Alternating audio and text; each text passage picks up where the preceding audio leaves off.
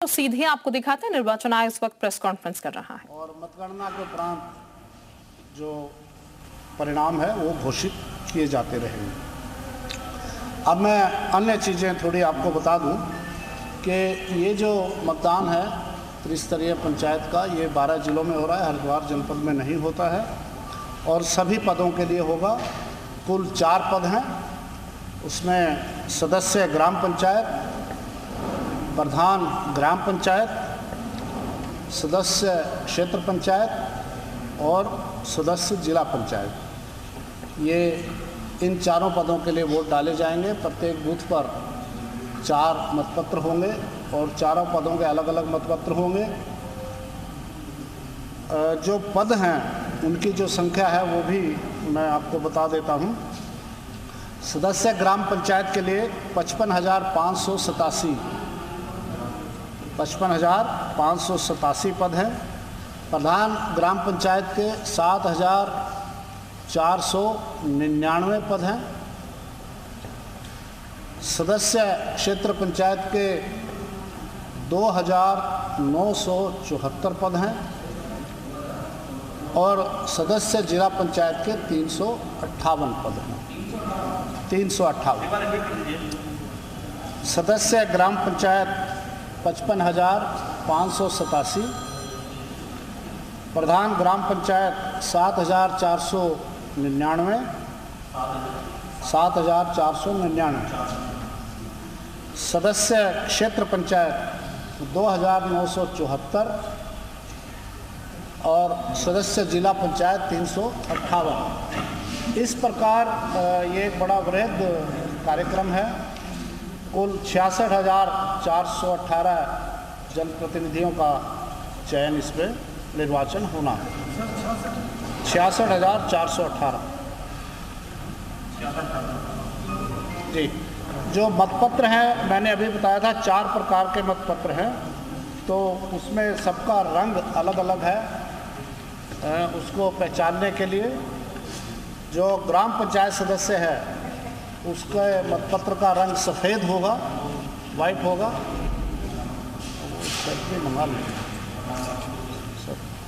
और प्रधान ग्राम पंचायत का जो मतपत्र का रंग है वो हरा होगा।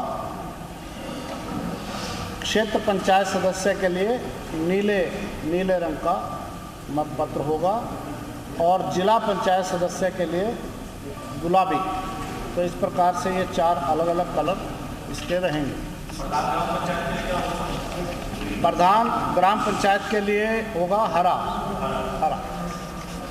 तो इस प्रकार से 4 मत जो है प्रत्येक बूथ पर 4 पदों के लिए डाले जाएंगे।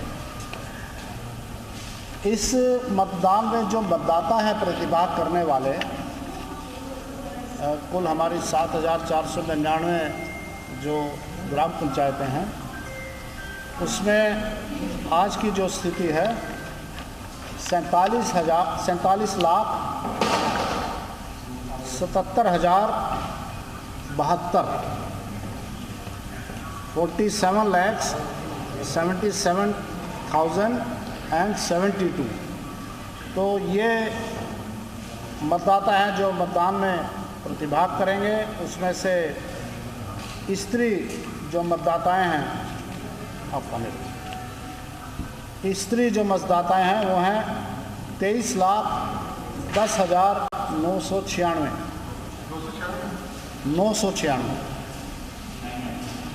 और पुरुष मतदाता हैं 24,65,702 24,65,702। इसके अलावा इस बार जो तीसरी कैटेगरी है अन्य मतदाताओं को भी शामिल किया गया है। उनकी संख्या 374 है। ये पहली बार वोटर लिस्ट में हुआ है। 374 पहली बार हुआ है। हाँ, ये पहले 374 जी। मतलब जो अपना सेक्स रिवील नहीं करना चाहता अन्य मतदाताओं की कैटेगरी में आते हैं। नहीं, आप ये पहली बार बता रहे हैं। पहले यहाँ ट्रांसजेंडर जो है नहीं, वो उसमें क्या नाम है, वो आप नामांकन की बात कर रहे हैं? नहीं, वो रह चुका है। हाँ, वो नामांकन में ये माना जाता है लड़ने वाला वो जिस रूप में अपने आप को लिखवाना चाहता है। अच्छा, नामांकन में ये छूट होती है, आप नाम भी बदल सकते हैं नामांकन में। जो वोटर भी रहा होगा तो अब वोटर रहा होगा, किस रूप में दर्ज होगा वो अलग बात है, लेकिन नामांकन में आप लिखवा सकते हैं कुछ भी, आपका नाम भी कुछ भी लिखवा सकते हैं, उर्फ लिखवा सकते हैं, कुछ भी लिखवा सकते हैं। तो ये लेकिन ये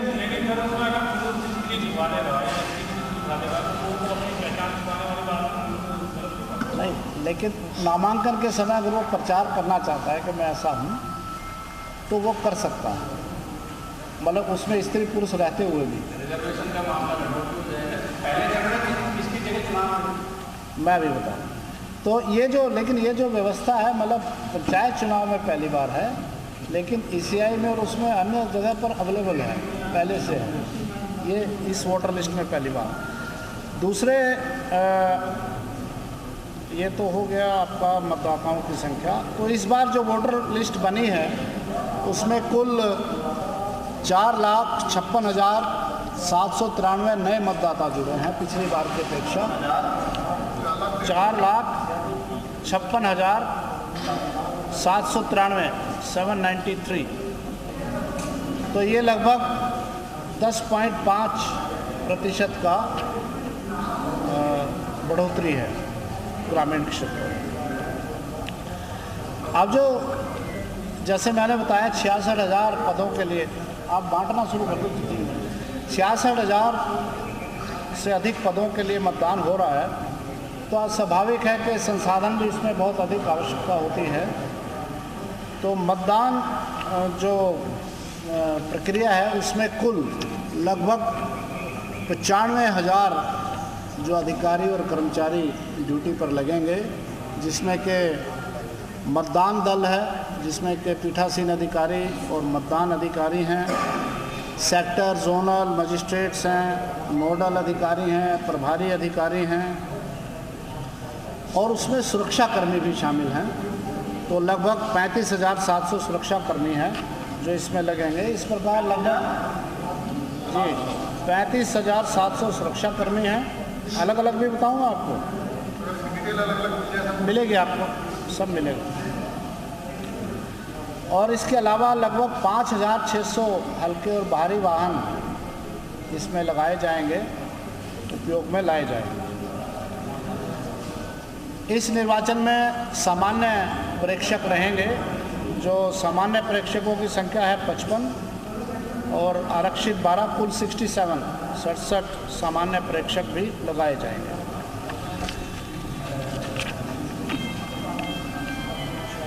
इसमें व्यय प्रेक्षक नहीं है इस निर्वाचन में, लेकिन व्यय अनुरक्षण के लिए हमने कुछ व्यवस्थाएं की हैं।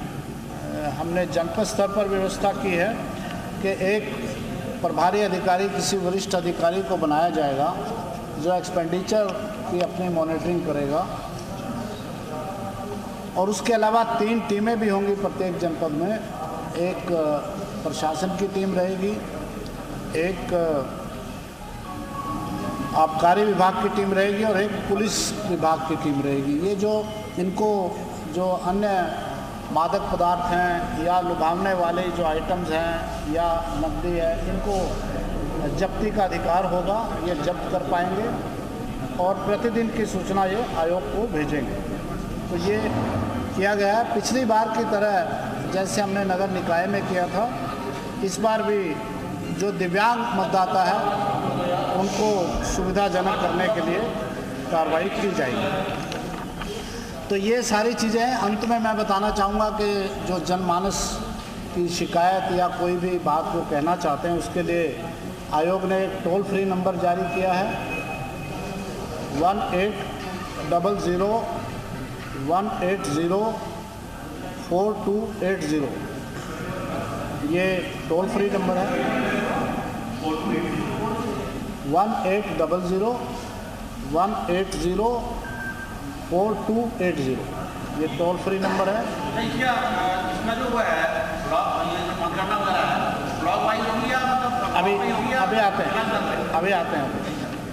ये अब आ गया इसमें जो कार्रवाई है, ये सामान्य तौर पर इसमें विकासखंड एक यूनिट होता है, लेकिन हमने जिलाधिकारियों को ये छूट भी दी है कि वो अपनी सुविधा के अनुसार और मतदान स्थलों के प्रस्थान और जो स्ट्रांग रूम है वापसी के बाद और मतगणना की कार्रवाई है अपनी सुविधाजनक वो कर सकते हैं। लेकिन ये अवश्य है कि सारे रिटर्निंग ऑफिसर ब्लॉक वाइज बनेंगे 3 पदों के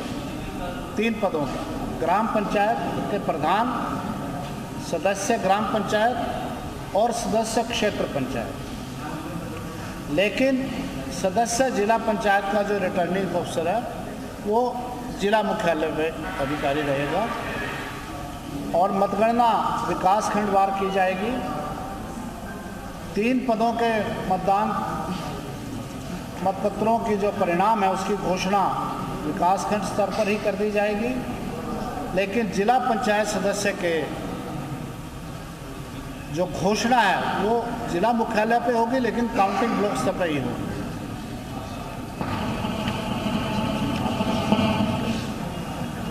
और कुछ तो ये हमारा कार्यक्रम है। इसके अलावा मैं ये बताना चाहूँगा कि आज से ही आदर्श आचार संहिता प्रदेश में लागू हो गई है।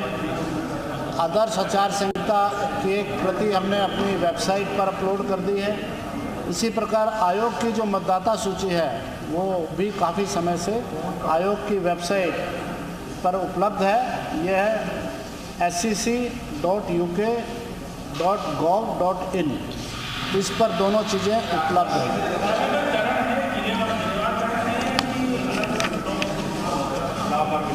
आपको हम एक सूची देंगे अभी, ये फिर भी मैं थोड़ा आपको बता देता हूँ। ये जो प्रथम चरण है मैं एक बार जल्दी से पढ़ के बता दूंगा, बाकी आपको अभी मिल जाएगा ये सब।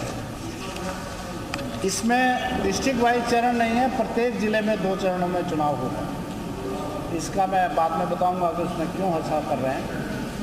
और जैसे अल्मोड़ा में है तो अल्मोड़ा में पहले चरण में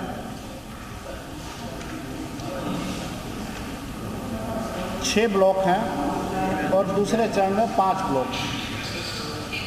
इसी प्रकार उधम सिंह नगर में पहले चरण में 4 ब्लॉक हैं, दूसरे चरण में 3 ब्लॉक हैं। चंपावत में पहले चरण में 2 ब्लॉक हैं, दूसरे चरण में भी 2 ब्लॉक हैं। पिथौरागढ़ में पहले चरण में 4 ब्लॉक हैं, दूसरे चरण में भी 4 ब्लॉक हैं। नैनीताल में पहले चरण में 4 ब्लॉक हैं और 4 ही ब्लॉक दूसरे चरण में। बागेश्वर के तीनों ब्लॉक का चुनाव एक ही चरण में, प्रथम चरण में होगा। और उत्तरकाशी में 3 ब्लॉक प्रथम चरण में, 3 ब्लॉक द्वितीय चरण में। चमोली में भी इसी प्रकार है, 4 ब्लॉक प्रथम चरण में और 5 ब्लॉक द्वितीय चरण में। टिहरी गढ़वाल में भी 5 ब्लॉक प्रथम चरण में, 4 ब्लॉक द्वितीय चरण में। देहरादून में 3 ब्लॉक प्रथम चरण में, 3 ब्लॉक द्वितीय चरण में। सबसे बड़े जो जनपद है हमारा पौड़ी गढ़वाल, उसमें 15 ब्लॉक हैं और प्रथम चरण में हमने 8 ब्लॉक रखे हैं, द्वितीय चरण में 7 ब्लॉक। और रुद्रप्रयाग के तीनों ब्लॉक प्रथम चरण में होंगे। एक बात मैं आपको बताना चाहूँगा, काफ़ी लोगों ने इशू उठाया था। वर्षा काल को देखते हुए हमने प्रथम चरण में जो दूर दराज के ब्लॉक हैं उनको पहले लिया है और जिनका आवागमन थोड़ा आसान है उनको द्वितीय चरण में लिया है। इसके अलावा हमने सचिव आपदा को, सचिव स्वास्थ्य को और सभी जिलाधिकारियों को भी निर्देशित किया है कि वो वर्षा ऋतु को देखते हुए। तो फिलहाल पंचायत चुनाव को लेकर घोषणा कर दी गई है। आपको बता दें 15-16 तारीख डिसाइड हो चुकी है मतगणना के लिए और इसके साथ ही 19 तारीख को यहां पर वोट काउंटिंग की जाएगी। फिलहाल